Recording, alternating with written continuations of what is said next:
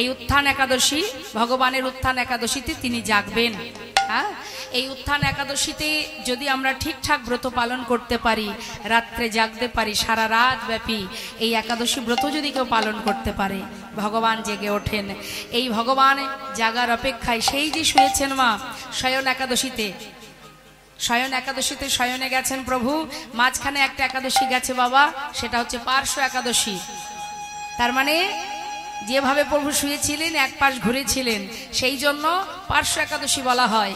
আর এটা হলো উত্থান একাদশী, মানে এবার প্রভু জাগবেন।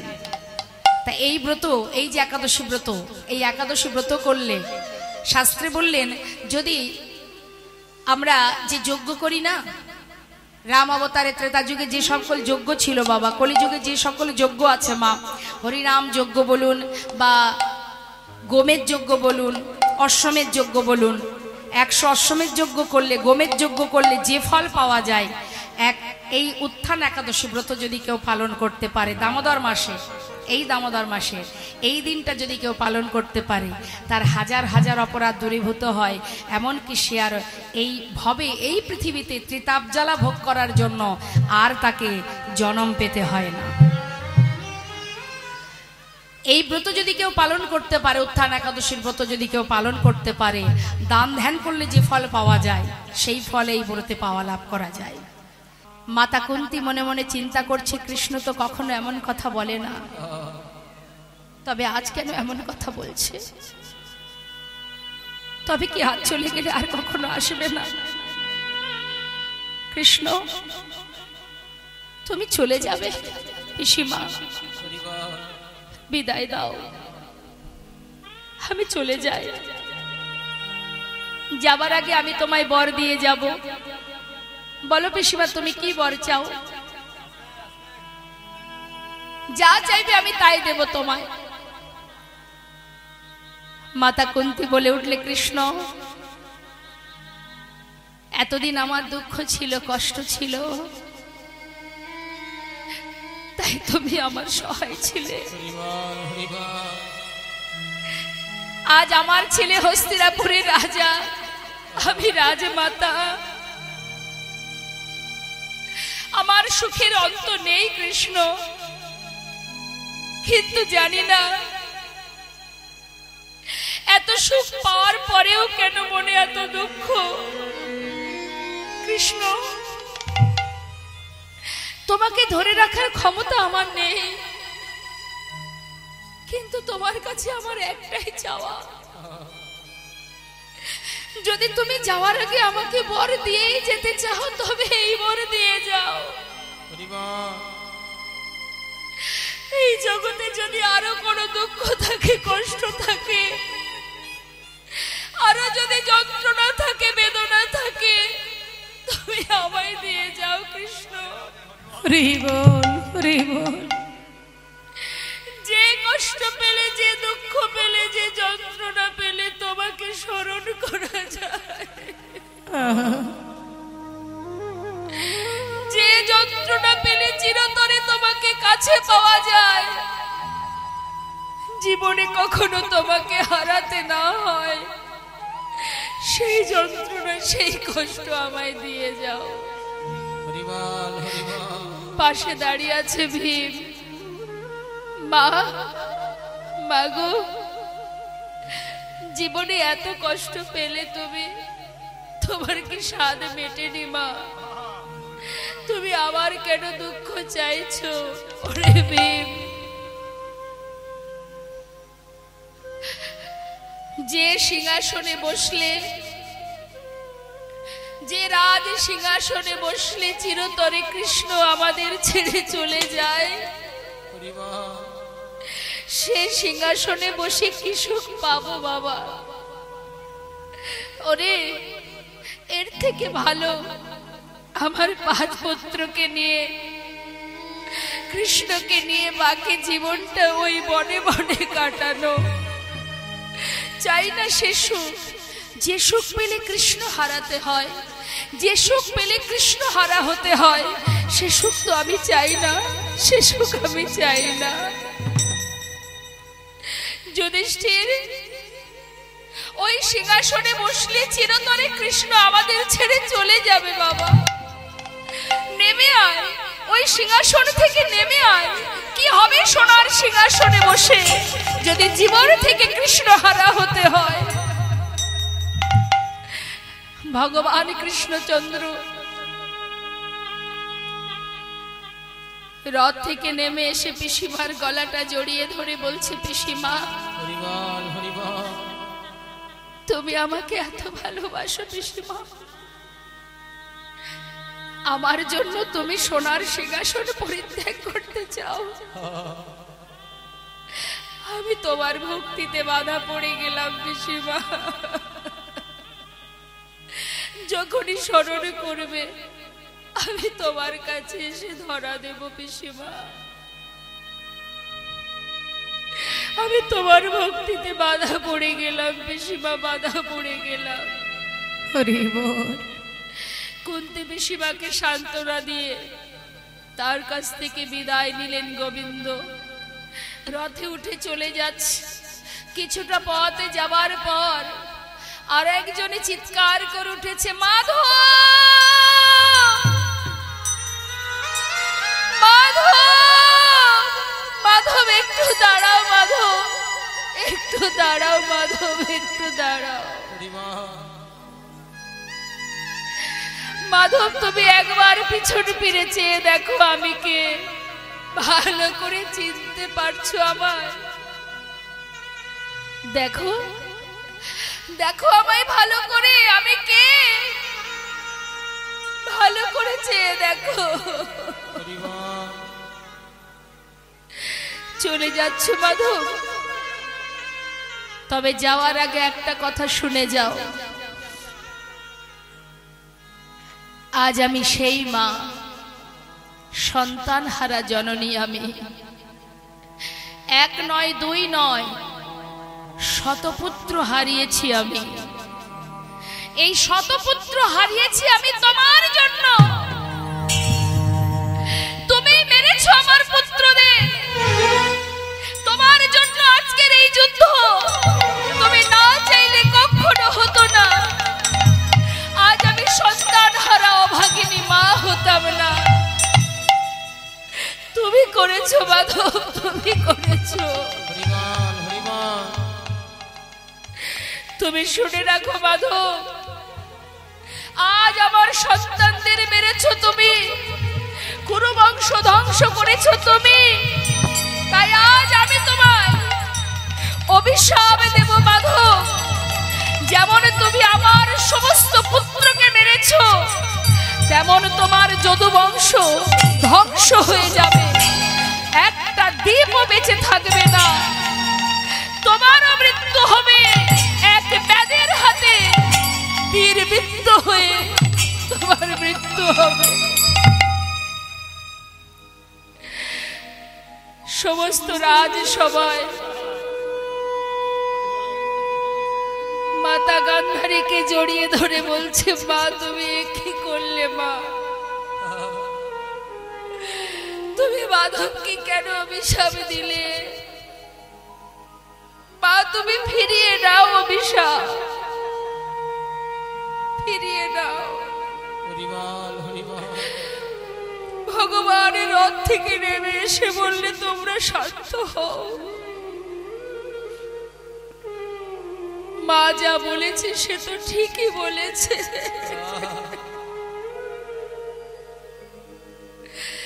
কুরুক্ষেত্রের যুদ্ধের জয়ের আনন্দ যেমন আমি পেয়েছি, তেমন পরাজয়ের যন্ত্রণাও আমি পেয়েছি।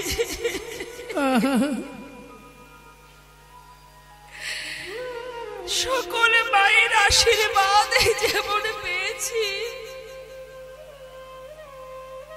তেমন সকল মায়ের অভিশাপ আমি মাথায় নিতে চাই।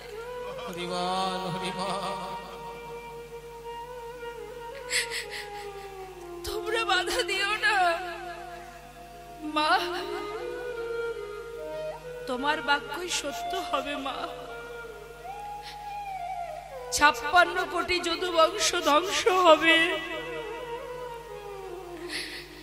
তোমার ইচ্ছা মতো তোমার কথা মতো ব্যাধের হাতে আমার মৃত্যু হবে।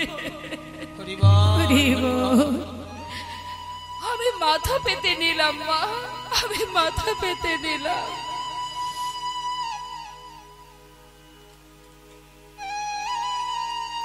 ধর্ম রক্ষার্থে ভগবান কৃষ্ণ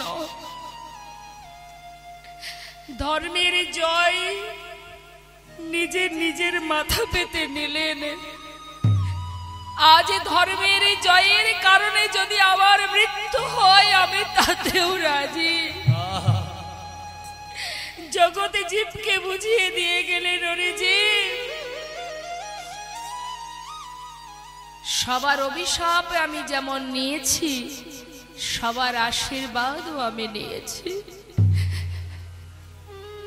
আজ ভগবান যেই না দ্বারকা ছেড়ে বৃন্দাবন ছেড়ে দ্বারকায় গেল, এই 56 কোটি যদুবংশ কুরুবংশ তো কুরুক্ষেত্রের মাঠে শেষ হয়েছে, আর যদুবংশ 56 কোটি যদুবংশ তারাও শেষ হয়েছে। কিভাবে হয়েছে মা? 56 কোটি যদুবংশের সন্তান, ভগবানের সন্তান, তারা যখন পরিপূর্ণ যৌবন বয়স, তারা এতটাই উদ্ধত হয়েছিল, এতটাই উদ্ধত বাবা, তাদের লঘুগুরু জ্ঞান ছিল না, সম্মান করত না গুরুজনকে, মর্যাদা দিত না। তাই সেই সকল সন্তানেরা যখন যৌবন বয়স, তাদের কাউকে শ্রদ্ধা ভক্তি করত না। তাই সেই সকল সন্তানের মধ্যে একটি সন্তান অনেকটা দেখতে মেয়েদের মতো, যার নাম সম্ভব। মেয়েদের মতো দেখতে বলে তাকে কাপড় পরিয়ে পেটের মধ্যে একটা কড়া বেঁধে জঙ্গলে মুনি ঋষিদের কাছে নিয়ে গিয়ে সেই মুনি ঋষিদেরকে বিরক্ত করছে ওই ভগবানের সন্তান, 56 কোটি যদুবংশের সন্তানেরা। সেই মুনি ঋষির কাছে কি দুর্বাসা মুনি ধ্যানে মগ্ন, সেখানে গিয়ে বলছে, ও মুনিবার, যুগ যুগ ধরে সাধনা করছো, এর পেটে কে আছে বলতে পারো? মুনি ঋষি বলছে, তোমরা ঘরে ফিরে যাও বালক, আমাদের এইভাবে বিরক্ত করো না, যাও ঘরে চলে যাও। কেন যাব? সাধনা করছো যুগ যুগ ধরে, এর গর্ভে কে জন্ম নেবে সেটা বলতে পারবে না, ছেলে না মেয়ে? বলো বলো, যত সময় না বলবে যাব না। তখন সেই মুনি ঋষি বলে উঠলেন, তবে শোন বালক, যখন এতটাই উদ্ধত হয়েছিস তোরা, তবে শুনে নে এর গর্ভে কে জন্ম নেবে। এর গর্ভ থেকে যে জন্মগ্রহণ করবে তার হাত দিয়ে তোদের এই 56 কোটি যদুবংশ ধ্বংস হয়ে যাবে। দেখতে দেখতে যখনই বাবা পেটের ভিতরে যে কড়াটা বেঁধেছিল পেটের উপরে, সেটা ফাল হয়ে প্রসবিত হল। আর সেই ফালটা নিয়ে গোবিন্দের কাছে যেই না গেলেন, ভগবান দেখেই তার পূর্বের কথা মনে পড়ে গেছে। সেই ফালটাকে হাতে করে নিয়ে ভগবান বললেন, বালক তোমরা এক কাজ করো, প্রভাস নদীর তীরে গিয়ে এই ফালটাকে পাথরে ঘষে ঘষে এটাকে শেষ করে দাও। সেই ফালটা নিয়ে যখন পাথরে ঘষছে, তখন বাবা ওই ফাল থেকে যে ফেনাটা বাহির হচ্ছে, ওই ফেনাটা ওই নদীর ধার বরাবর, জলের ধার বরাবর যাচ্ছে, আর নল খাগড়ার গাছ তৈরি হচ্ছে। এইভাবে ঘষতে ঘষতে যখন আর এতটুকু বাকি, তখন মনে মনে ভাবছি, এটা দিয়ে আর কি বা হবে আমাদের, কিভাবে মারবে, এটা দিয়ে আর কি করে মারবে আমাদের। সেটা নিয়ে জলের মধ্যে ফেলে দিয়েছে। আর খেয়েছে কে? যেই না জলের ভিতরে প্রভাস নদীর জলে ফেলে দিয়েছে, সেটা খেয়েছে একটি মাছ, যার নাম রাঘব বোয়াল। বোয়াল মাছে খেয়েছে বাবা। এখন বোয়াল মাছে খেয়েছে, আর এদিকে ধীবরেরা মাছ ধরতে গিয়ে জালের ভিতরে সেই মাছটাকে তুলেছে। মাছটাকে তুলে যখনই কর্তন করেছে মা, আবার পেটের ভিতরে দিয়ে সেই ফালটা বেরিয়ে এসেছে। এখন ধীবরেরা আর সেই ফাল দিয়ে কি করবে? তারা আবার সেটাকে নিয়ে জঙ্গলে ছুঁড়ে ফেলেছে। আর যেই না জঙ্গলে ফেলে দিয়েছে সেখান থেকে কুড়িয়ে পেয়েছে জরা নামের এক ব্যাত। এই জরা নামের ব্যাতটাকে ইনি হচ্ছেন বালির পুত্র অঙ্গদ। প্রভু রামচন্দ্র যখন মা সীতাকে উদ্ধার করতে যান তখন ওই বালিকে হত্যা করেছিলেন। যে যখন বালিকে হত্যা করেছিলেন পিছন থেকে, সামনে দিয়ে নয়, পিছন দিক থেকে তীর মেরে হত্যা করেছিলেন। কিন্তু ওই অঙ্গদ, বালির পুত্র এই অঙ্গদ, সে কিন্তু জানতো না। মা সীতাকে উদ্ধার করার জন্য প্রভু রামচন্দ্রকে বিভিন্নভাবে সহযোগিতা করেছিলেন অঙ্গদ। তাই প্রভু রামচন্দ্র খুশি হয়ে বলেছিলেন, অঙ্গদ, তুমি আমার এত বড় উপকার করেছো, তোমার সেবায় আমি খুব খুশি, তুমি আমার কাছে বর চেয়ে নাও।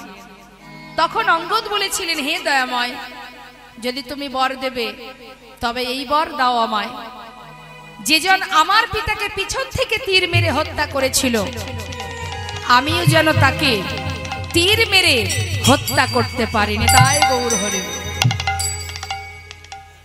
সে তো আর জানতো না যে প্রভু রামচন্দ্রই আমার পিতাকে মেরেছে।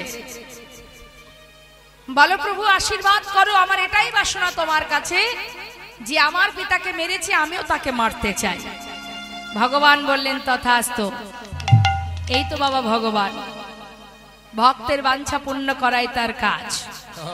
মা, আমাদের যদি কোনো কিছুতে স্বার্থে এতটুকু আঘাত লাগে আমরা কিন্তু সেখান থেকে চলে যাই, আমরা থাকি না বাবা। তাহলে ভগবান মা সীতাকে উদ্ধার করার জন্য বালিকে হত্যা করেছিলেন।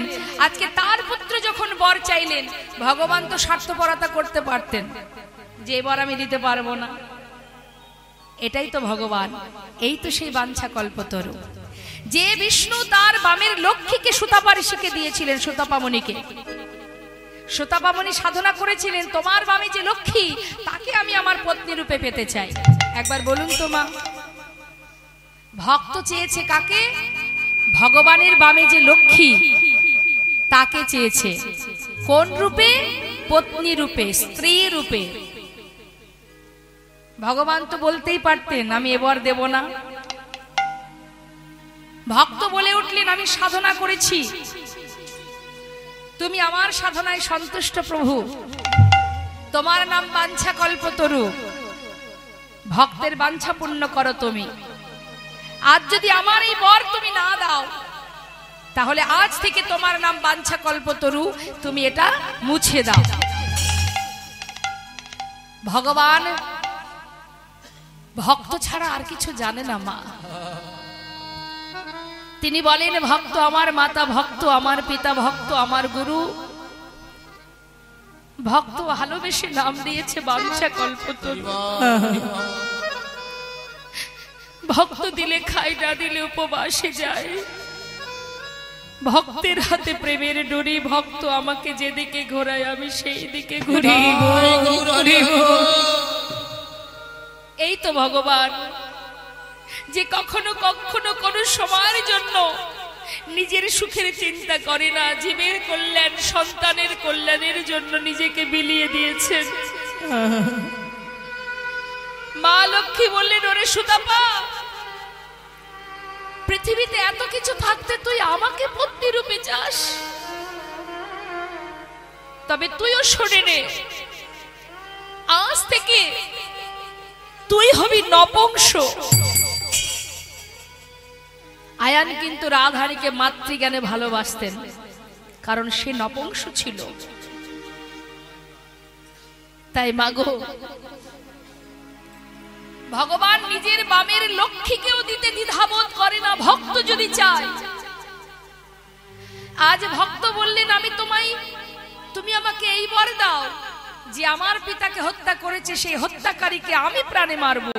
ভগবান বললেন, তথাস্তু, তাই হবে। তাহলে ভগবান কোনো কর্ম করে যদি তার সাজা মাথা পেতে নেয়, আমরা তো পদে পদে অপরাধ করে যাচ্ছি। কি বাবা, এই যে আজকেই বললাম আপনাদের কাছে, ব্রত করুন, একাদশী ব্রত করুন, দামোদর মাস পালন করুন, রাস পূর্ণিমা তিথি আপনারা উপবাস থাকুন, কিন্তু এই ব্রত আমি করব। পরক্ষণে যদি আমি আবার অন্যের প্রতি হিংসা করি, কারোর কিছু মেরে কেটে খাই, কারোর ভালো দেখলে আমার হিংসা হয়, আমার ভিতরে লোভ জন্মায়, লালসা জন্মায়, তাহলে আর এই পুণ্যটুকু থাকবে বাবা? আগে নিজেকে পরিষ্কার করতে হবে। হৃদয় মাঝে যত আছে হিংসা, কালিমা, ক্রোধ, সর্বস্ব দূরীভূত করো, পরিষ্কার করো। তোমার সংসারের প্রতি দায় দায়িত্ব কর্তব্য তুমি পালন করো। হৃদয় মাঝে যা কিছু আছে সমস্ত কালিমা দূরীভূত করে হৃদয় মাঝে পরমাত্মাকে জাগরিত করো।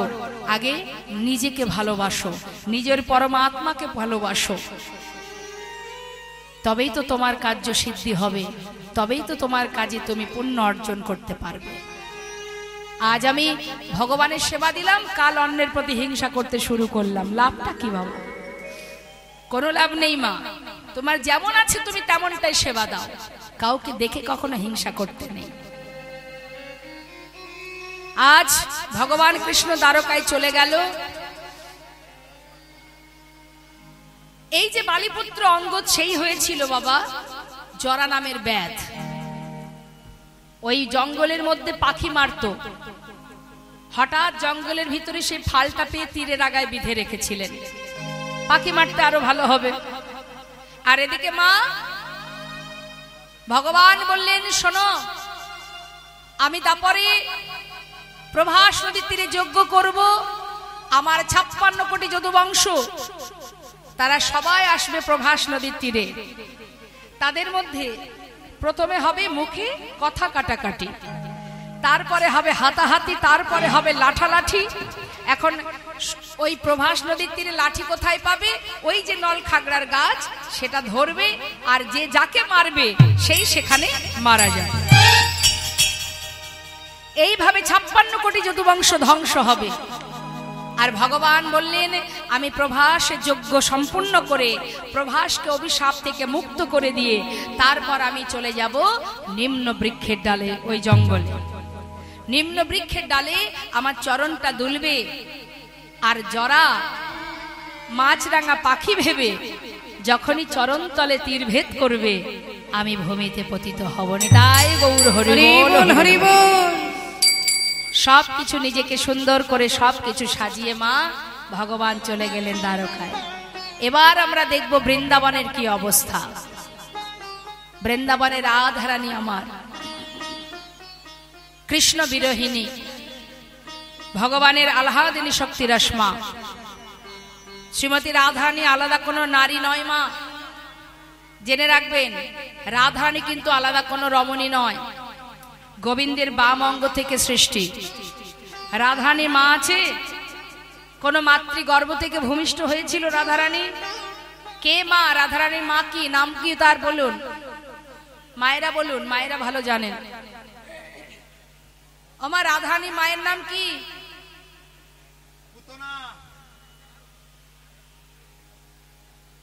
কৃত্তিদা দেবী। কে বললেন কথাটা? বাবা। আমার মায়েরা বলতে পারছে না। মা জানেন না রাধারানীর মা কে? জানেন না? আচ্ছা বলুন, রাধারানীর বাপের বাড়ি কোথায়? বাবা বলবেন না। বর্ষানা। শ্বশুর বাড়ি কোথায়?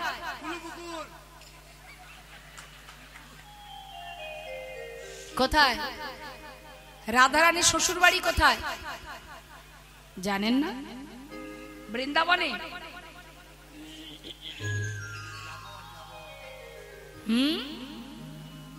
হায় হায় হায়, আপনার শ্বশুর বাড়িটা কোথায় জানেন তো? দেখেন আবার বাপের বাড়ি শ্বশুর বাড়ি ভুলে যাবেন না। রাধারানীর শ্বশুর বাড়ি জানেন না? জটিলার বাড়ি কোথায়? জটিলা কুটিলার ঘর কোথায়?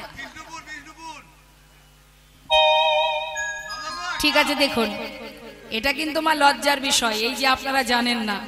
আমার বাবারা বলে দেবে, দেখবেন এখানে যে সকল ভক্ত বাবারা আছেন একটু বলবেন, শ্রীমতী রাধারানীর বাপের বাড়ি শ্বশুর বাড়ি কোথায়?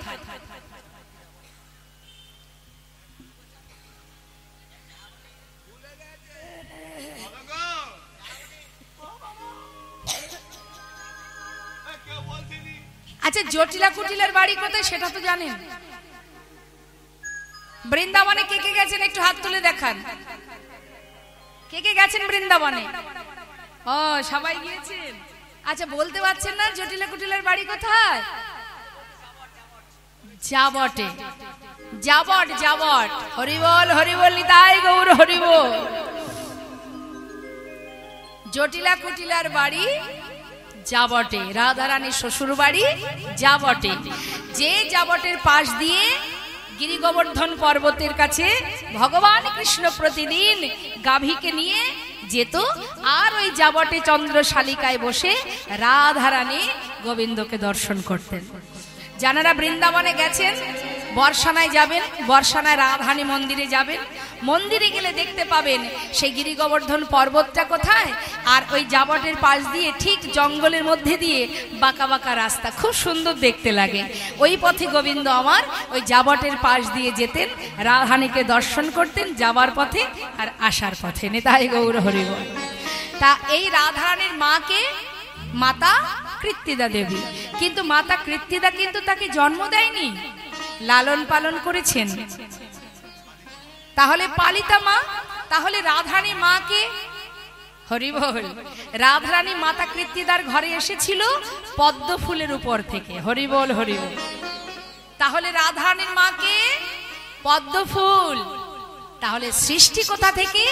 গোবিন্দের বাম অঙ্গ থেকে। নিতাই গৌর হরিবল হরিবল। মা কৃত্তিদা সরোবরে স্নান করতে গিয়ে ওই সোনার পদ্ম ফুলটাকে তুলে এনেছিলেন, তখন তিনি নিঃসন্তানী ছিলেন। গোলকধামে ভগবান কৃষ্ণচন্দ্র রাধারানীকে যখন বৃন্দাবনে পাঠান, রাধারানী বলেছিলেন, বধূ আমি যাব বৃন্দাবনে, কিন্তু যত সময় তোমাকে না দেখব তত সময় আমার নয়ন আমি মেলব না। তাই রাধারানী ওই স্বর্ণপদ্মের উপরে যখন কিনা স্বর্ণপদ্মটি বাবা ওই ঠাকুর ঘরে মাতা কৃত্তিদা রেখে দেন, প্রতিদিন সকাল বেলায় তিনি শুদ্ধ বসনে ঠাকুর ঘরের দরজা খুলে স্বর্ণপদ্মটা দর্শন করে। হঠাৎ একদিন দরজা খুলে দেখছে ওই পদ্ম ফুলের উপরে সদ্যজাত একটি কন্যা শিশু। তখন তিনি বড় আনন্দিত, এলাকায় খবর দিলেন বৃষভানু রাজা যে আমার একটি কন্যা সন্তান দিয়েছেন বিধাতা। কিন্তু মা যশোমতী খবর পেয়ে গিয়েছিলেন গোপালকে দেখবে, আহা রাধারানীকে দেখবে বলে। এখন ছেলে গোপাল আমার বড় দুষ্টু ছেলে, সে মায়ের পাঁচু ধরেছে যাবে। এখন যখন কিনা মা যশোমতী দেখছে যে রাধারানী শুনেছি নাকি অন্ধ, চোখে দেখে না, আমার ছেলেটাকে যদি নিয়ে যায়, যদি তার ছোঁয়া লেগে আমার ছেলেটারও কোনো ক্ষতি হয়, সব মা বাবারাই এটা ভাবে। গোপালকে নিয়ে যাবে না, আর গোপাল কিছুতেই শুনবে না, না গেলে তো রাধারানী চোখ খুলবে না। যার কারণে গোবিন্দ বারবার মায়ের আঁচল ধরে টানছে। মা দেখছে দুষ্টু ছেলে কথা শুনছে না, তাই জোরপূর্বক গোপালকে নিয়ে যায়। নিয়ে যাবার পর যখন মাতা কৃত্তিদার সঙ্গে মা যশোমতী কথোপকথন হচ্ছে, সেই সময় গোপাল মায়ের কোল থেকে বারবার নামার চেষ্টা করছে, আর মা গোপালকে চেপে ধরে রেখেছে, কিছুতেই ছাড়বে না। যেহেতু রাধারানী অন্ধ, ছাড়বে না। এখন গোপাল দেখছে মায়ের এমন একটা ক্ষতি করব, মা রাগ করে আমায় ছেড়ে দেবে। তাই কি করেছে, মায়ের গলায় একটা দামি গজমতি হার ছিল, কোলের মধ্যে বসে থাকতে থাকতে গজমতি হার ধরে যে টেনেছে, আর মতিগুলো সব ছড়িয়ে গেছে। মা দেখছে দুষ্টু ছেলে, এত দুষ্টু ছেলে, রেগে রেগে মা ছেলেটাকে নামিয়ে দিয়ে মতি গুড়াতে শুরু করেছে। আর গোপাল হামাগুড়ি দিতে দিতে রাধারানী মন্দিরে প্রবেশ করেছে। নিতাই গৌর হরি। রাধারানীর কাছে গিয়ে রাধারানীর নয়ন কমলে যখন তার করকমল পরশ করেছে, রাধারানী নয়ন মেললেন। ওই যে নয়ন মেললেন, মাতা কৃত্তিদা দর্শন করে বললেন, দিদি তোমার সন্তানের কারণে আজ আমার কন্যা দৃষ্টি ফিরে পেয়েছে, তাই আজ থেকে আমার কন্যাকে আমি তোমার পুত্রের চরণে সঁপে দিলাম। নিতাই গৌর হরি বল হরি। তাই বাবা, এ তো রাধা গোবিন্দের মধুর লীলা। আজ আমার সেই রাধারানী কৃষ্ণ বিরোহিনী আজ বৃন্দাবনে নয়নের জলে বুক ভাসিয়ে কাঁদছে। আর এদিকে দেবর্ষি নারদ তিনি বীণা বাজাতে বাজাতে আসছে বৃন্দাবনে সাধু সঙ্গ করবে বলে। আর আমার রাধারানী তিনি সুন্দর করে মৃত্তিকার উপরে, মানে মাটির উপরে চোখের জল ওই মাটির উপরে দিয়ে মাটিটাকে ভিজিয়ে সেই মাটির উপরে বধূর চিত্র অঙ্কন করছে। কিভাবে আঁকছে। এখানে অনেকেই আছে হয়তো যারা ছবি আঁকে, কই দেখি একটু হাত তুলে দেখান কে ভালো ছবি আঁকতে পারে। ভালো ছবি আঁকতে পারে কে আছে এখানে? একটু হাত তুলুন দেখি কে ভালো ছবি। আচ্ছা, তুমি ছবি আঁকো, তাই তো? মানুষের ছবি আঁকো? আচ্ছা বলো তো দেখি, মানুষের ছবি আঁকতে গেলে সর্বগ্রে কোথা থেকে শুরু করতে হয়? মাঝখান থেকে? তাহলে কোথা থেকে? বদন থেকে? আচ্ছা, হয় বদন থেকে নাই চরণ থেকে, যে কোনো একদিক থেকে ছবি আঁকা যায়। কিন্তু আমার রাধারানী বাবা কৃষ্ণ বিরোহিনী আজ পরাণ বধূর ছবি আঁকছে। কিভাবে আঁকছে পদের মধ্যে একটু মন দেবেন মা। কৃষ্ণ কৃষ্ণ বলি কাঁদে বাহু তুলি, মরমে দারুণ ব্যথা। ওই না কৃষ্ণ কৃষ্ণ বলি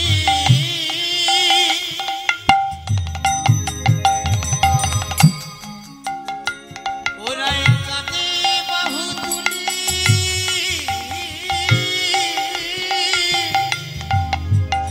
মরমে দারুণ ব্যথা। মৃত্তিকায় পরে মোরতি আঁকিয়া, কহে তার শনে কথা। মৃত্তিকার উপরে ওই মূরতি আঁকিয়া, কহে তার শনে কথা। বলে একবার বধূ তুমি কথা বলো, বলে একবার বধূ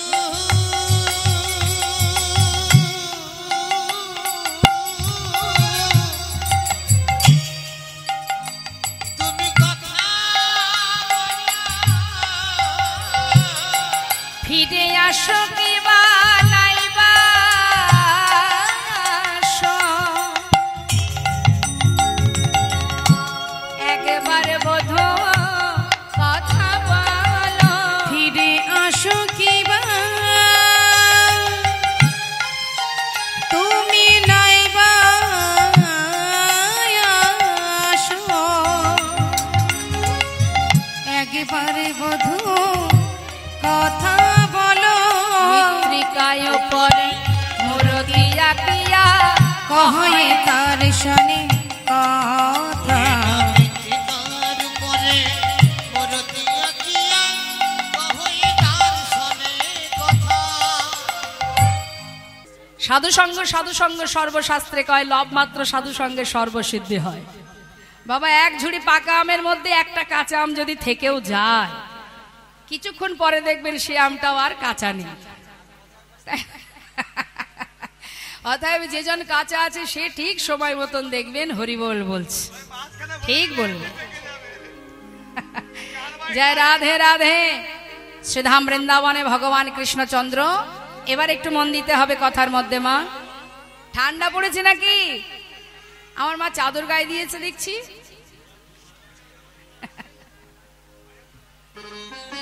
ঠিক আছে, অসুবিধা নেই, একটু মন দিয়ে শুনুন।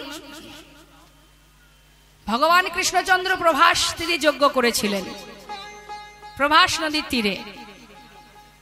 তা আমাদের একটু জানতে হবে মা, এত এত জায়গা থাকতে ভগবান প্রভাস নদীর তীরে যজ্ঞ করলেন কেন? যেহেতু এটা প্রভাস যজ্ঞ, তার মানে প্রভাস নদীর তীরে যজ্ঞ হয়েছিল। তা প্রভাস নদীর তীরে যজ্ঞ কেন হলো? দ্বারকায় কিন্তু, দ্বারকায় যেখানে প্রাসাদ, রাজপ্রাসাদ ভগবানের, সেই দ্বারকায় কিন্তু যজ্ঞ হয়নি, হয়েছিল কোথায়? প্রভাস নদীর তীরে। তা কেন হয়েছিল সেটা আমরা একটু জানব। বাবা, এই প্রভাস নদীটা কোথায়? গুজরাটে। এই গুজরাটে একটি জায়গা আছে যার নাম হচ্ছে সোমনাথ, সোমতীর্থ, সৌমতীর্থ। এক দেবাদিদেব মহাদেব ভোলানাথ, এখানে যেমন ভোলানাথের মন্দির আছে, সেখানেও একটা ভোলানাথে যারা গিয়েছেন গুজরাটে নিশ্চয়ই দেখেছেন, সৌমতীর্থে গেছেন। তো সেই যে মহাদেব যার নাম ছিল সোমনাথ, সেই সোমনাথের নাম অনুসারে সেই জায়গার নাম সৌমতীর্থ। এখন সেখানে একটা নদী ছিল যার নাম হচ্ছে প্রভাস। হরিবল হরিবল। তা আমাদের জানতে হবে এই প্রভাস নামটা কে দিল। চন্দ্রদেবের 27 জন স্ত্রী, কিন্তু চন্দ্রদেব 27 জন স্ত্রী থাকার পরেও সে তার গুরু পত্নীর প্রতি আকৃষ্ট হয়েছিলেন, দৃষ্টি দিয়েছিলেন। গুরুদেব অসন্তুষ্ট, রেগে গেলেন, অভিশাপ দিলেন চন্দ্রদেবকে যে তোমার ক্ষয় রোগ হবে, অর্থাৎ এক একটা করে কলা ক্ষয় হতে হতে তুমি শেষ হয়ে যাবে। হরিবল। গুরু বাক্য তো আর ব্যর্থ হয় না বাবা, এক এক দিন যায় আর চাঁদের একটা একটা করে কলা ক্ষয় হতে শুরু হয়। এখন চন্দ্রদেবের 27 জন স্ত্রী তারা পড়েছে চিন্তায়, স্বামী যদি মারা যায় তাহলে আমাদের কি উপায়। তারা সবাই মিলে চিন্তিত মনে নিজের স্বামীর প্রাণ ফিরে পাওয়ার জন্যে তারা অধীর চেষ্টা করতে শুরু করলেন। হঠাৎ তারা ছুটে চলে গেল কৈলাসে। কৈলাসে আছে দেবাদিদেব মহাদেব ভোলানাথ। এখন মা পার্বতী হচ্ছে 27 জন রমণীর সম্পর্কে দিদি হন, তাহলে ভোলানাথ সম্পর্কে কি হবে জামাই বাবু?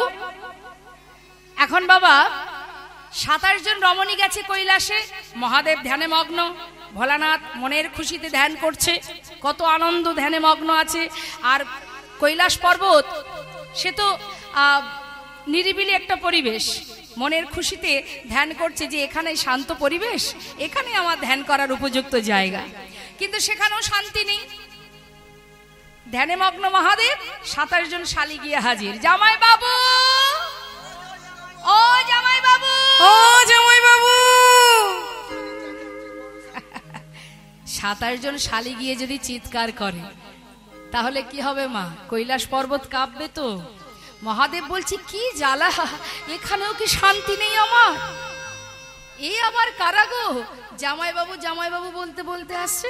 হ্যাঁ, এত শালী আছে জানতাম না তো, কি ব্যাপার, কি হয়েছে? আর জামাই বাবু বিপদে পড়েছে। হ্যাঁ সে তো জানি, বিপদে না পড়লে তো আর কেউ আমার কাছে আসে না। তা বলি কি বিপদ? আমাদের প্রতি প্রাণ হারাতে বসেছে। আচ্ছা তাহলে আমার কি করণীয়? আমাদের প্রতি প্রাণ ফেরাতে হবে। আচ্ছা, গুরুদেবের কাছে অপরাধ করেছে, এর আর উপায় কি আছে? মরতে একে হবেই। তা সম্পর্কে কি হয়? চন্দ্রদেব সম্পর্কে কি ভাইরা ভাই তো।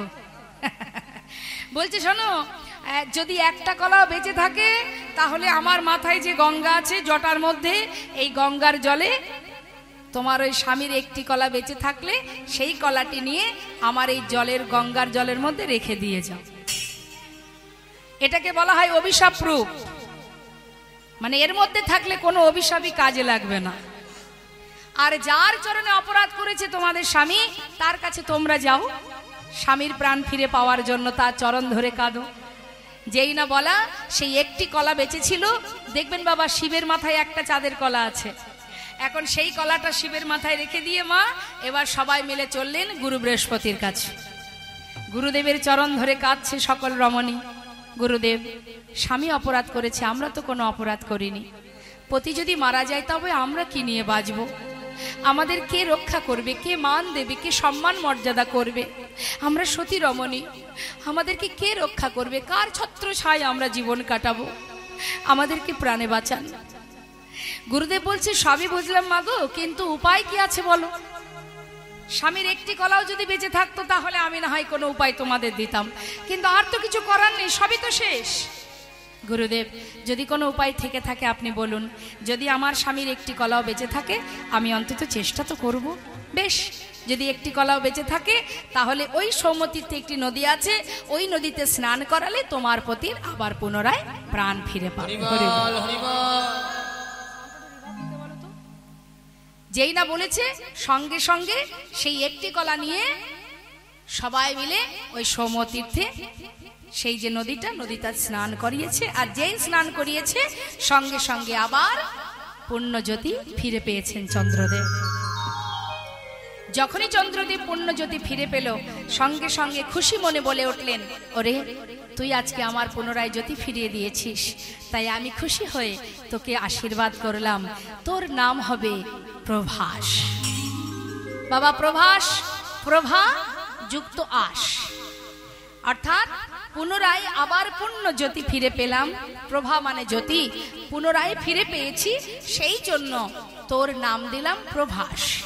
কিন্তু এই প্রভাস নদী অভিশপ্ত হয়েছিলেন এবং সেই অভিশাপ খণ্ডনের জন্যই ভগবান কৃষ্ণচন্দ্র প্রভাস নদীর তীরে যজ্ঞ করেছিলেন।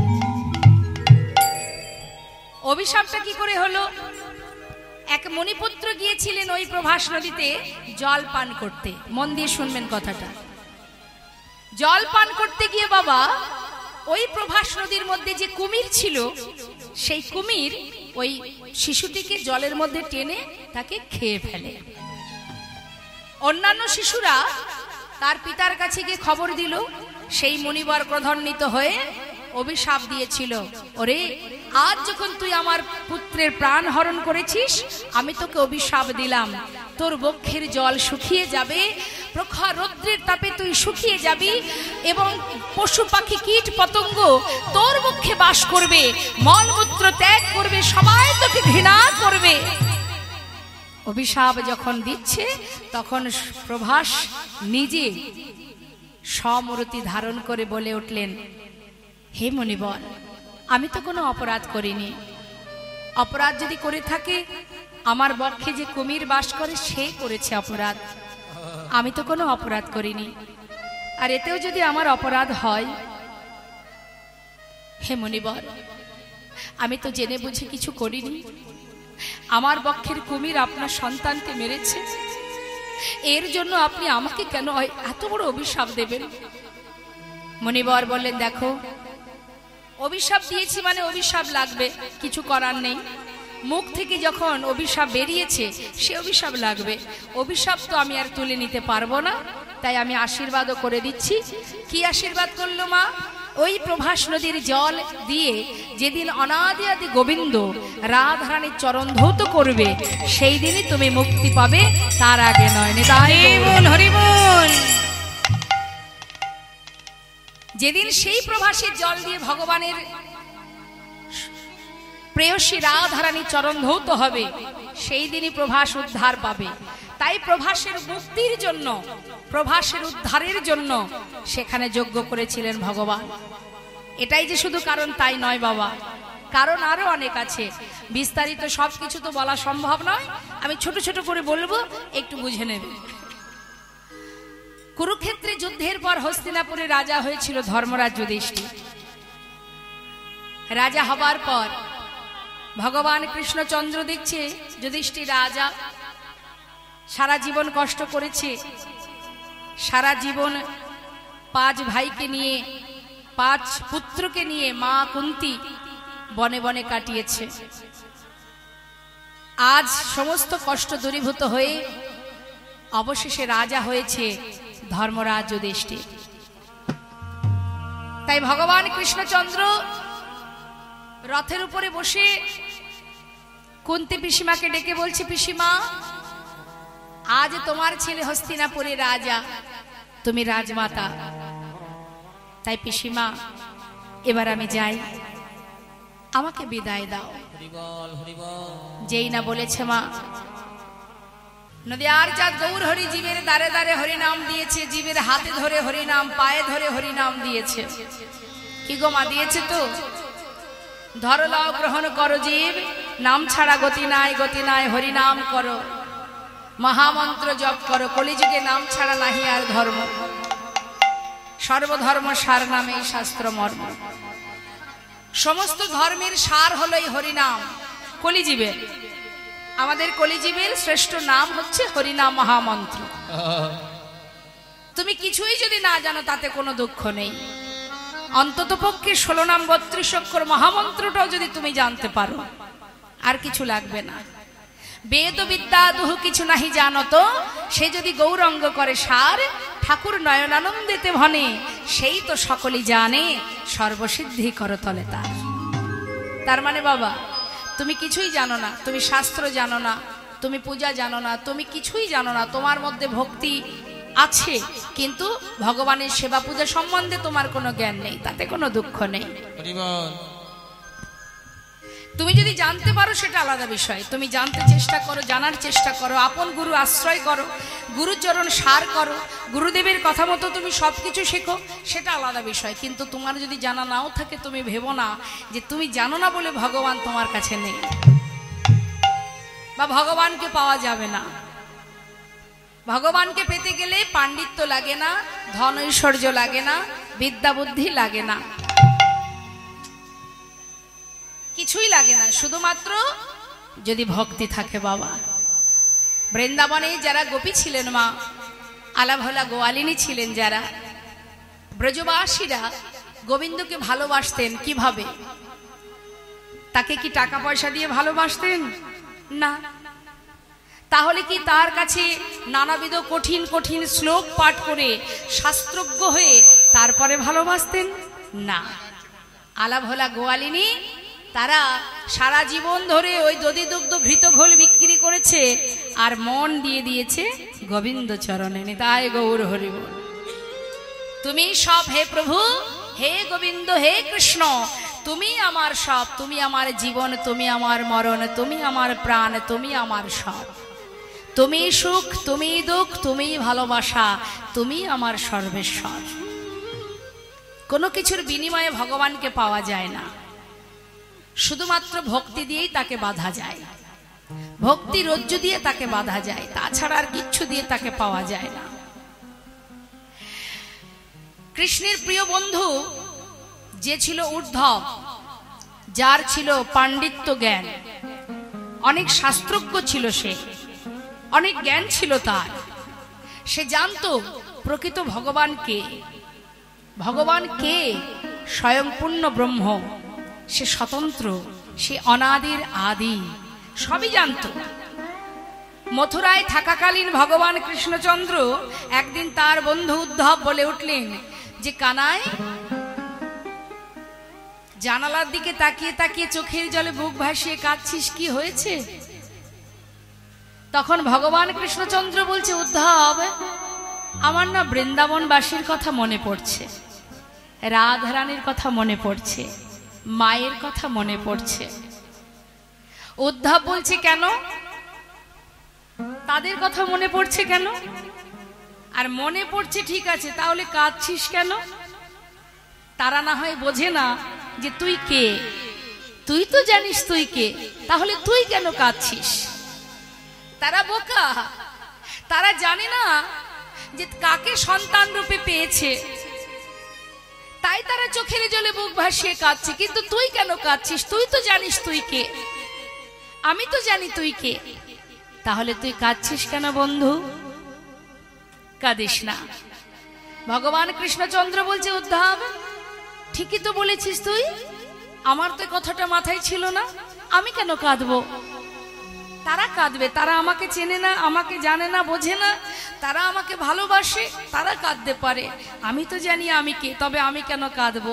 তুই এক কাজ কর, তুই একটু বৃন্দাবনে যা, গিয়ে সবাইকে বলে দে যে আমি কে, আমি প্রকৃত কে, আমি যে ভগবান, আমি যে কারোর একার নই, এটা তুই ভালো করে তাদের বুঝিয়ে দিয়ায়। যেই না বলেছে, উদ্ধব বললেন, এটা তো সামান্য ব্যাপার, ঠিক আছে আমি যাব। উদ্ধবকে সুন্দর করে কৃষ্ণ সাজে সাজিয়ে দিয়ে পাঠিয়ে দিয়েছে বৃন্দাবনে। মথুরা থেকে গেছে উদ্ধব, কোথায় গেছে? আগে গেছে মায়ের কাছে। নিতাই গৌর হরি বল। মা যশোমতীকে দেখছে কি ক্ষণে চৈতন্য ক্ষণে অচৈতন্য হয়ে পড়ে আছে, মা পাগলিনীর ন্যায় কাঁদছে সন্তানের জন্য। উদ্ধব গিয়ে বলছে, মা তুমি কাঁদছো কেন? উদ্ধব, কেন কাঁদছি জানিস? আজ আমার সন্তান আমাকে ছেড়ে চলে গেছে। মা তুমি মিছিমিছি কাঁদছো, ওর জন্য তুমি কেঁদো না, ও তো সাধারণ মানুষ নয় গো মা, সে স্বয়ং ভগবান পূর্ণ ব্রহ্ম, সে বিশ্ব ব্রহ্মাণ্ডের মালিক, সে তোমার সুকৃতি ভালো ছিল তাই তুমি গোবিন্দকে নিজের পুত্র রূপে পেয়েছিলে। মা মিছিমিছি কেঁদো না, দেখো সে কারোর একার নয় মা, তুমি কেঁদো না, আমি তোমায় বারণ করছি। মা যশোমতী, দেখুন মা, কেউ যদি কাউকে ভালোবাসে, প্রকৃত ভালোবাসে, তাকে যে যাই বোঝাক না কেন সে কিন্তু বুঝবে না। মা যশোমতী বলছে, উদ্ধব, আমি জানি তুই নাকি মস্ত বড় পণ্ডিত, তোর নাকি অনেক শাস্ত্র জ্ঞান আছে, কিন্তু এখন দেখছি তুই অনেক বোকা, অনেক বড় মূর্খ। হ্যাঁ রে, এ তুই কেমন কথা বলছিস আমায়? আমি আমার সন্তানকে ভাববো না? হ্যাঁ রে, যাকে আমি ছোট থেকে বড় করেছি, যে আমার সন্তান, আমি তার কথা ভাববো না? মা, আমি তো বলছি সে যেমন তেমন সন্তান নয় তোমার, সে বিশ্ব ব্রহ্মাণ্ডের মালিক, তার জন্য তুমি কেঁদো না। উদ্ধব, তুই যে কথাটা বললি, তবে শোন, আজ আমার সন্তান আমাকে ছেড়ে চলে গেছে, এটা যেমন যন্ত্রণার, আবার তুই বলছিস কি সে বিশ্বব্রহ্মাণ্ডের মালিক। আচ্ছা উদ্ধব, এ কথা বলতো, সে যদি বিশ্বব্রহ্মাণ্ডের মালিকই হবে, তার তো কিছুর অভাব ছিল না, তাহলে খিদে পেলে আমার আঁচল ধরে কেন বারবার টেনে বলতো, মা খিদে লেগেছে, খেতে দাও? যে বিশ্বব্রহ্মাণ্ডের মালিক হবে, সে কেন আমার আঁচল ধরে টানবে খাওয়ার জন্য? উদ্ধব, যা, এখানে থাকিস না। এতদিন ভেবেছিলাম তুই মস্ত বড় পণ্ডিত, আজ ভাবলাম তুই সত্যি বোকা, তুই কিচ্ছু বুঝিস না, চলে যা। শ্রীমতী রাধারানীর কাছে গিয়ে একই কথা বললেন মা, সেই একই কথা শ্রীমতী রাধারানী বললেন, উদ্ধব, ভেবেছিলাম তুমি বড় পণ্ডিত, এখন দেখছি তোমার মতো মূর্খ জগতে আর কেউ নাই। আমি আমার বধূর জন্য কাঁদছি, তুমি আমাকে বলছো সে যেমন তেমন নয়। যাও, যেখান থেকে এসেছো সেখানে চলে যাও, আমাদের প্রাণ, আমাদের জীবন, আমাদের সর্বস্ব সে, তুমি আমাদেরকে কিছু বলো না। উদ্ধব রাধারানী প্রেম দর্শন করে স্মরণে যখনই রাধারানী গোবিন্দকে স্মরণ করেছে, স্বয়ং গোবিন্দ রাধারানীর পাশে এসে বসেছে। উদ্ধব সেই যুগল মূরতি দর্শন করা মাত্রই পাগলের ন্যায় ছুটে গিয়ে রাধারানী চরণটা জড়িয়ে ধরে রাধা নাম জপ করতে লাগলো। হাতে রাধা নাম গাইতে গাইতে, করতালি দিতে দিতে বৃন্দাবন ছেড়ে মথুরাই গেল। গোবিন্দ বলে উঠলেন, উদ্ধব, এবার বুঝতে পারছো তো কেন আমি কাঁদছি? জানো উদ্ধব, যদি কেউ মনে প্রাণে আমাকে ভালোবাসে, আলাভোলা গোহালিনী, আমি যে তাদের ভালোবাসায় বাধা পড়ে গেছি। মা যশোমতী বাৎসল্য প্রেমে ভালোবাসে, সখাগণ সখ্য প্রেমে ভালোবাসে, তারা এমন ভাবে ভালোবাসে আমি যে নিজে ভগবান, সেই ভগবান জ্ঞান আমার শূন্য হয়ে গেছে। তাই মাগো, ভগবানকে পেতে গেলে কিচ্ছু লাগে না, না লাগে ক্ষীর ননি মাখন, একটু তুলসী পত্র। হরিবল হরিবল। তুমি ভগবানকে যেটাই সেবা দাও না কেন, তাতে কোনো দুঃখ নেই। যদি তোমার কাছে কিছু নাও থাকে, একটি তুলসী পত্র যদি ভগবানের চরণে নিবেদন করতে পারো, ভগবান একটি তুলসী পত্র পেলেই সে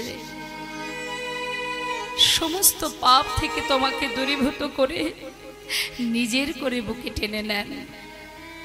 হেমনি দয়াল গৌরহরি। আজ বৈষ্ণব মহাজন বলছে, দেখো করুণাময় গৌর সুন্দর, আজ তিনি হরিনাম যজ্ঞ করবে বলে জীবের কল্যাণের জন্য তিনি স্থির করলেন। দাদা জিজ্ঞাসা করছে কার কাছে? দাদার কাছে। বাবা, আমরা যদি বাড়িতে কোনো ধর্মীয় কাজ করি, আমরা কি করি? বাড়ির যারা গুরুজন আছে তাদের কাছে পরামর্শ নেই তো, কি করতে হবে বলে দাও। তা আমার গৌরহরি সে কি জানে না কি করে যজ্ঞ করতে হয়? সবই জানে, তথাপিও তিনি নিত্যানন্দ প্রভুর কাছ থেকে পরামর্শ নিচ্ছেন। নিত্যানন্দ প্রভু কে হন? গৌরহরির কে হন? নিত্যানন্দ প্রভু। মায়েরা বলুন, নিতাই চাঁদ গৌরহরির কে হন? হ্যাঁ, দাদা। তাই দাদার কাছ থেকে পরামর্শ নিচ্ছে যজ্ঞ করবে বলে। দাদা, দাদা নিত্যানন্দ স্বরে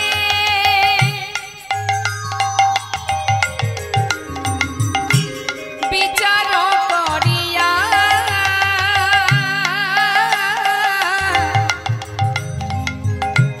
দাদা নিত্যানন্দ স্বরে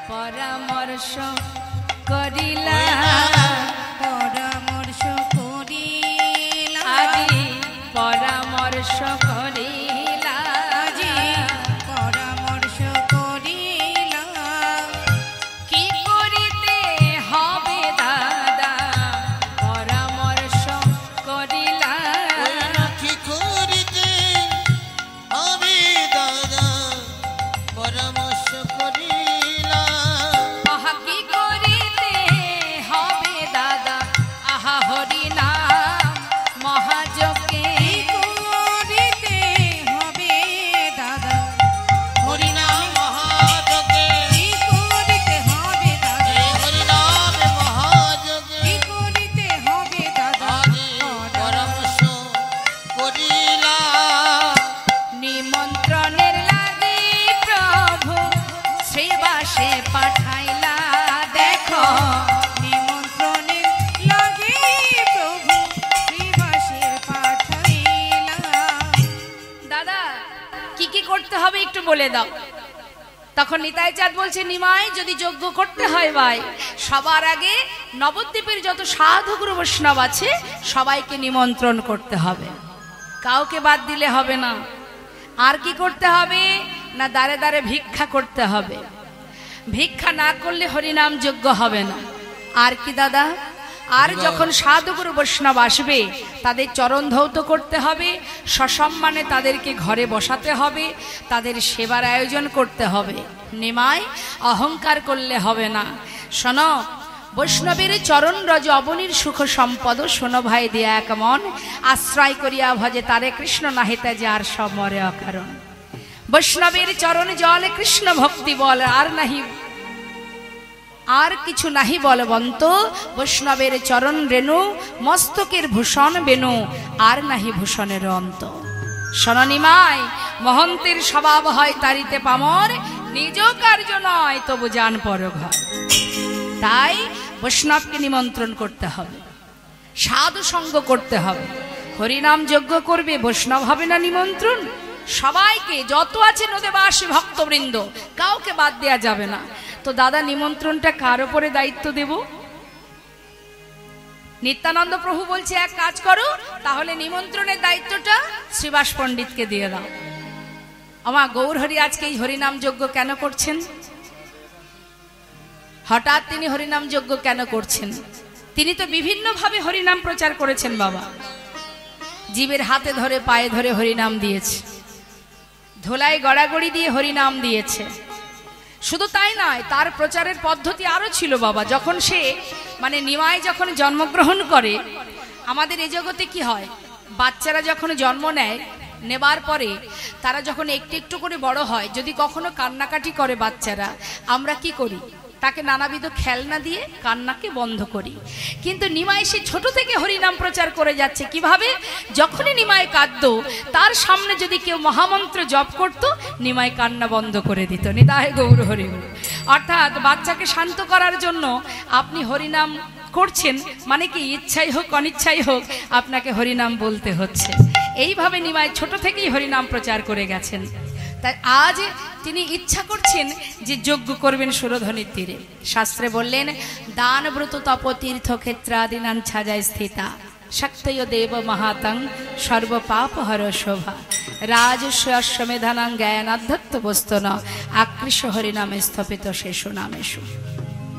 অর্থাৎ দান করলে যে ফল পাওয়া যায়, ব্রত করলে যে ফল পাওয়া যায়, যজ্ঞ করলে যে ফল পাওয়া যায়, শুধু তাই নয়, তুমি তপস্যা করলে যে ফল পাবে, যে কর্মই করো না কেন, কেউ লক্ষ্মী পূজা, কেউ কালী পূজা, কেউ বা দুর্গা পূজা, কেউ বা গণেশ পূজা, কেউ সূর্যদেবের পূজা করে, কেউ ঠাকুর অনুকূলকে ভালোবাসে, কেউ লোকনাথকে ভালোবাসে। আমাদের হিন্দু সমাজে বিভিন্ন মত আছে, এক একজনকে ভালোবাসে। শাস্ত্রে বলছেন তুমি যাকেই আরাধনা করো না কেন, সমস্ত আরাধনার আলাদা আলাদা পুণ্য আছে। যে পুণ্য অর্জন তুমি করবে, আর সব রকমের পুণ্য একত্রিত করলে, হরিনাম মহামন্ত্র জপ যদি কেউ করতে পারে, এক হরিনামের মধ্যে সব রকমের পুণ্য একসাথে লাভ করা যায়। তাই গৌর হরি বল, হরি বল। সব রকমের পুণ্য একমাত্র হরিনামে লাভ করা যায়। তাই তুমি যে কর্ম করো না কেন। তাই আজ দেখুন প্রভু আমার সেই হরিনাম যজ্ঞ করছেন জগৎ জীবের কল্যাণের জন্য। শ্রীবাস পণ্ডিতকে নিতাই চাঁদ বলছে, শোনো শ্রীবাস, পত্র যে তুমি নিমন্ত্রণ যে করবে, তা পত্র নিয়ে কিভাবে নিমন্ত্রণ করবে সেটা কি জানো? শ্রীবাস পণ্ডিত বলছে, তুমি বলে দাও দয়াময়, কিভাবে নিমন্ত্রণ করতে হবে।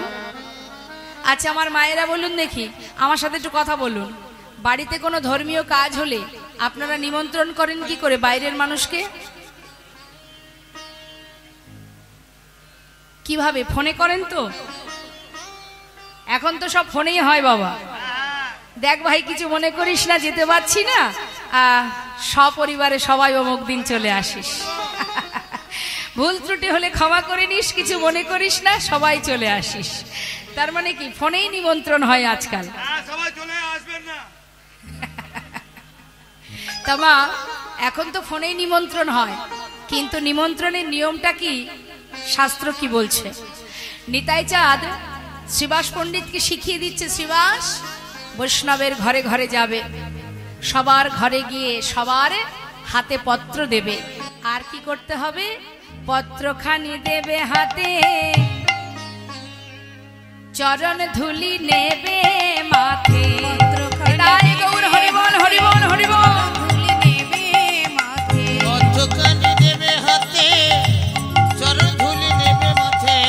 নামে যোগে সবাই যেন আসে, নামে যোগে সবাই যেন আসে, এই হরি নামে যজ্ঞে সবাই যেন আসে গো, নামে যজ্ঞে সবাই যেন আসে। ও শিবাস কর জোড়ে বলিবে, কর জোড়ে বলিবে, সবার কর জোড়ে তুমি বলিবে, সবার করো জোরে বলিবে, আবার পায়ে ধরে বলিবে, আর কর জোড়ে বলিবে। ওই পায়ে ধরে বলিবে, কর জোড়ে বলিবে, এই হরি নামে মহাযোগে কর জোড়ে বলিবে। এই হরি নামে মহাযজ্ঞে করো জোরে বলিবে, নামে যোগে সবে যেন আসে, এই হরি নামে যজ্ঞে সবাই যেন আসে গো, নামে যোগে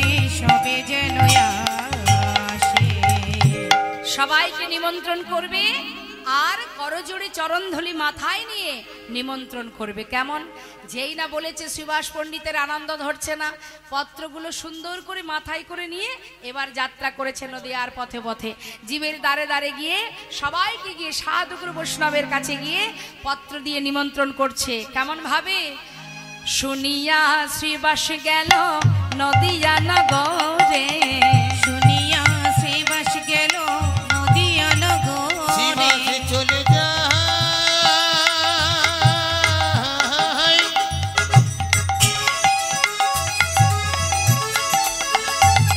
ওই নবদ্বীপের পথে পথে,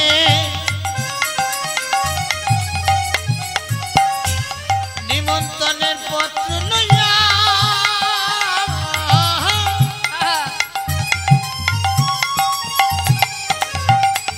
শিবাস চলে যাই গো,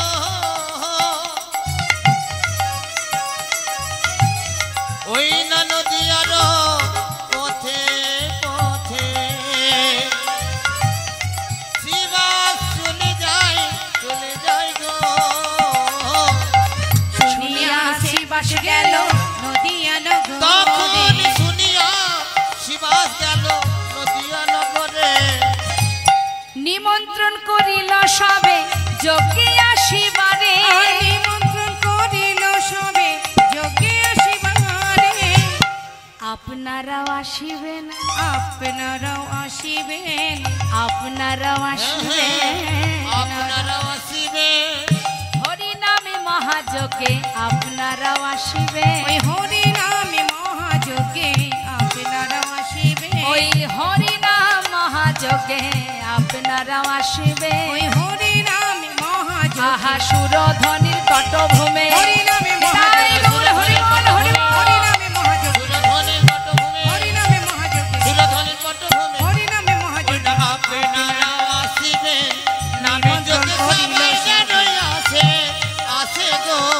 নামে যোগে সবাই যেন আসে গো নামে যোগে সবে যেন আসে সবাইকে চরণ ধরি করজোড়ে বলে আসলো যে আপনারা সবাই যাবেন হরিনাম মহাযজ্ঞে।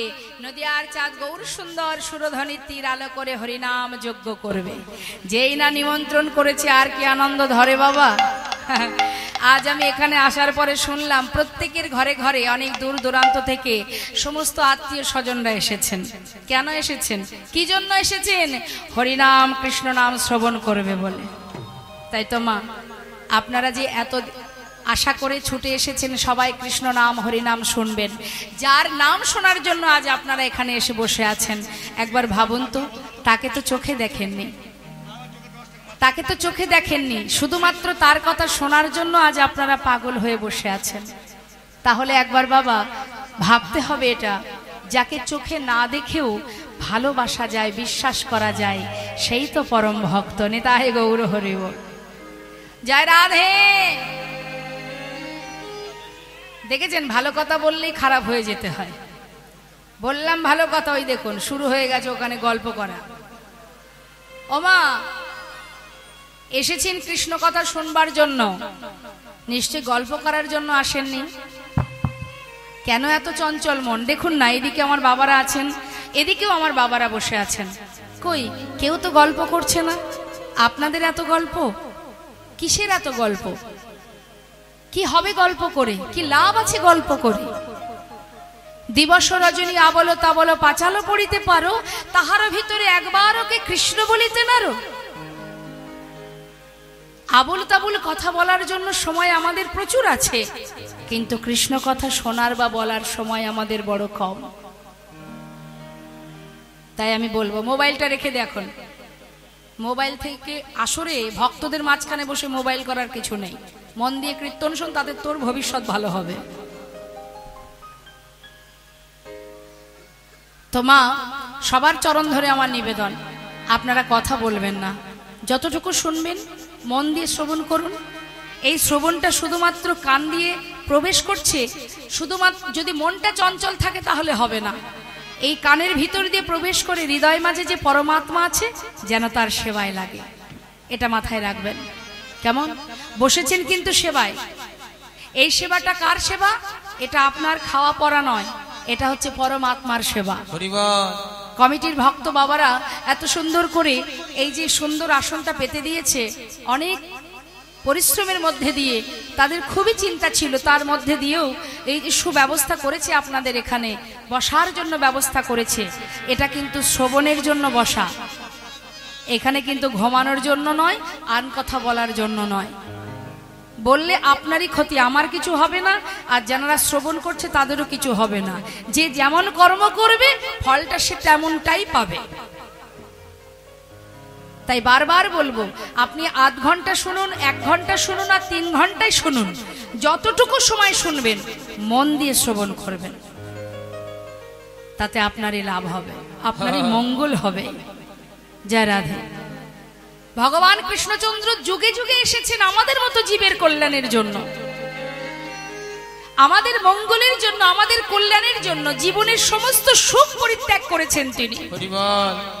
চিন্তা করে দেখুন বাবা, এই কলিযুগে মহাপ্রভু যিনি কলিজীবের ধর্ম প্রচার করার জন্য, হরিনাম প্রচার করার জন্য মা বিষ্ণুপ্রিয়াকে বিবাহ করে মাত্র 2 বছর ছিলেন।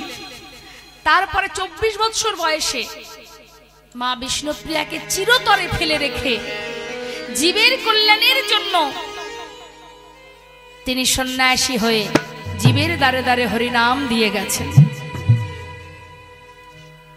কলসির কানা মেরেছে জগাই মাধায়, তথাপিও দয়াল নিতাই চাঁদ বললেন, মেরেছিস কলসির কানা, তাই বলে কি নাম দেব না? চিন্তা করুন, এগুলো ভাবতে হবে মা, শুধু বসে বসে গল্প করলে হবে না। কীর্তন অত সহজ জিনিস নয়, এটা অমৃত কথা। যদি কেউ প্রকৃত অমৃত আস্বাদন করে তার অমরত্ব লাভ করতে পারে, সে অমর হয়ে যায়, কারণ এটা অমৃত বাণী।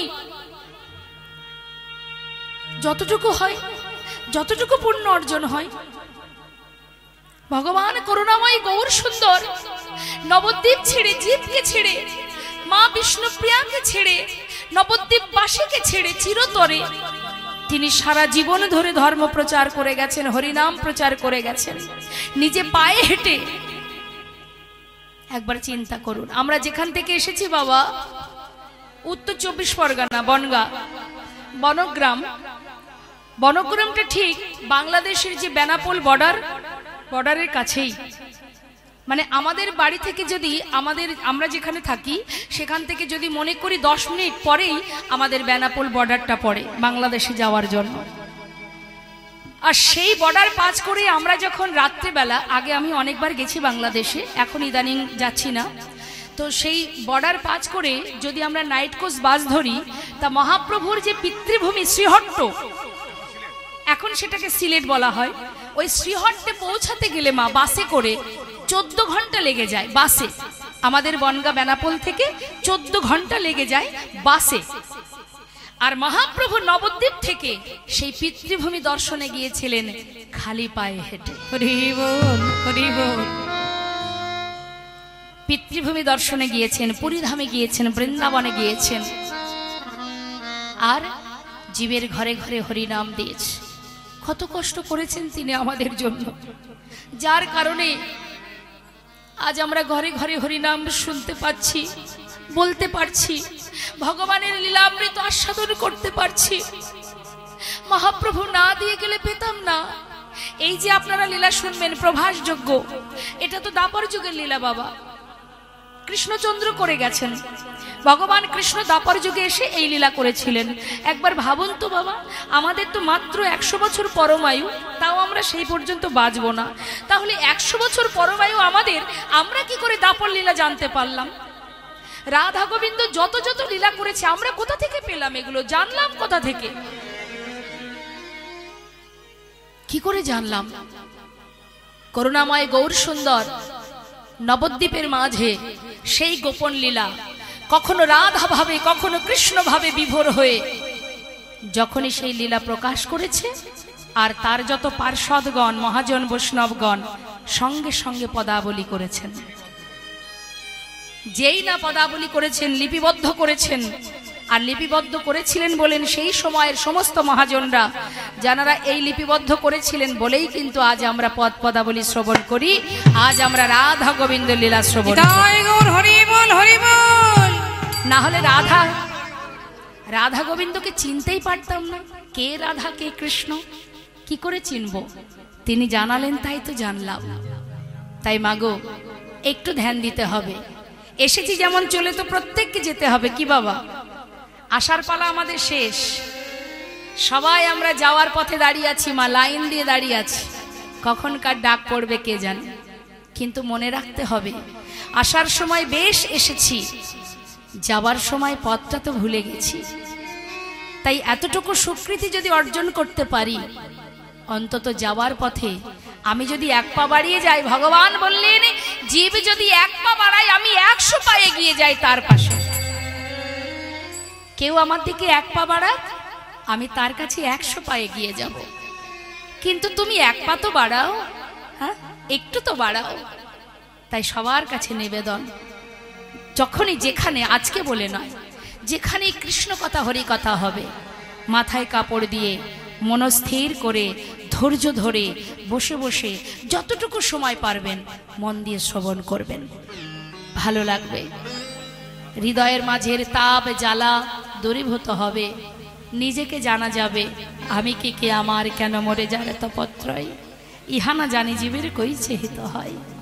হ্যাঁ, আজ আপনারা সবাই পাগলের ন্যায় ছুটে এসেছেন কৃষ্ণ কথা শ্রবণ করবেন বলে, শুধু শুনবেন বলে এসেছেন।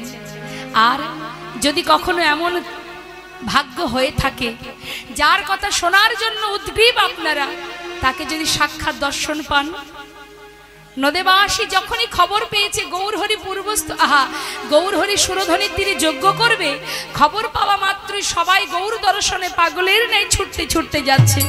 মহাজন বলছে, দেখো দেখো, নিমন্ত্রণের পত্র পাইয়া আনন্দিত মন, নিমন্ত্রণের পত্র পাইয়া আনন্দিত ওই মন, না নিমন্ত্রণের পত্র পাইয়া আনন্দিত মন, সুরধ্বনির তীরে আসি দিল দর্শন। সুরধ্বনি গৌর হরি বল হরি বল, দিল দর্শন।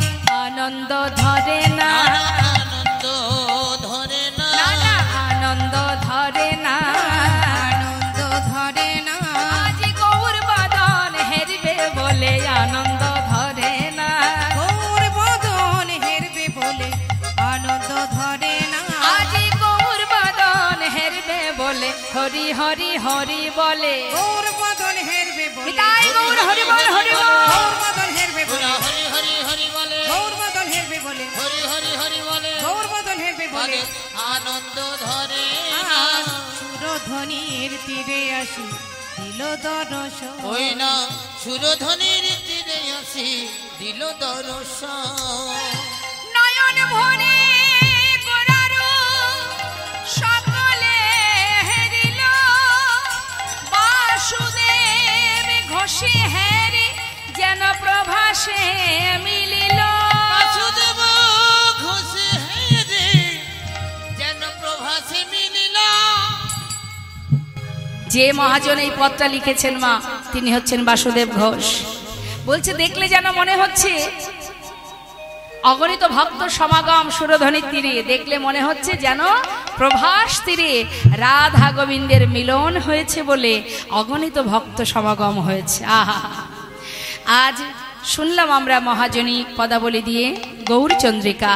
এবার আমরা যাব শ্রীধাম বৃন্দাবনে, উলুধ্বনি হরিধ্বনি করে বৃন্দাবনে প্রবেশ করব। জয় রাধে। মায়েরা উলুধ্বনি জানেন? একবার জোরে শোনান তো দেখি। আহা, খুব সুন্দর। দেখুন, জীব যদি উলুধ্বনি করতে পারে, একবার উলুধ্বনি করলে রাধা গোবিন্দের যুগল ধ্বনি হয়ে যায়। কারণ এই যে উলু, উ আর লু দুটো অক্ষর, এর মধ্যে দুজনে বিরাজ করে, উ আর লু। এই দুটো অক্ষরের মধ্যে রাধা কৃষ্ণ দুজনে বিরাজ করে। হ্যাঁ, তা এই উলুধ্বনি করলে যুগল ধ্বনি হয়। তাই যদি জীব দিনান্তে একবার উলুধ্বনি করে, তাতে উলুধ্বনি করলে ভগবানের ধ্বনি হয়, যুগল ধ্বনি হয়, আর ভগবানের সেবা হয়। হ্যাঁ, তো আপনারা উলুধ্বনি করবেন যখনই জয়ধ্বনি হবে। তা আসুন আমরা সবাই মিলে বৃন্দাবনে যাব উলুধ্বনি হরিধ্বনি করে। জয় রাধেশ্যাম। মায়েরা একবার বলবেন বৃন্দাবনের রাজাকে রাধে রাধে। বাহ, ভালো লাগলো।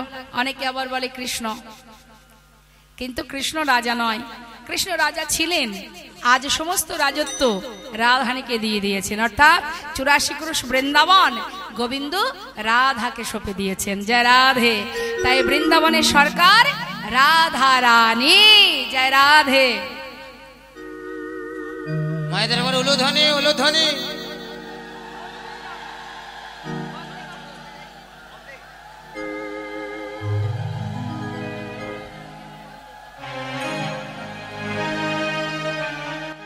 আমরা বৃন্দাবনে স্তুতি করব, বৃন্দাবনে প্রবেশ করব। বন্দে নন্দ ব্রজ স্ত্রীনা পাদরে নমাবিঘ্নশা যশং হরি কতদগিতম পুনতি ভুবনত্রয়ম।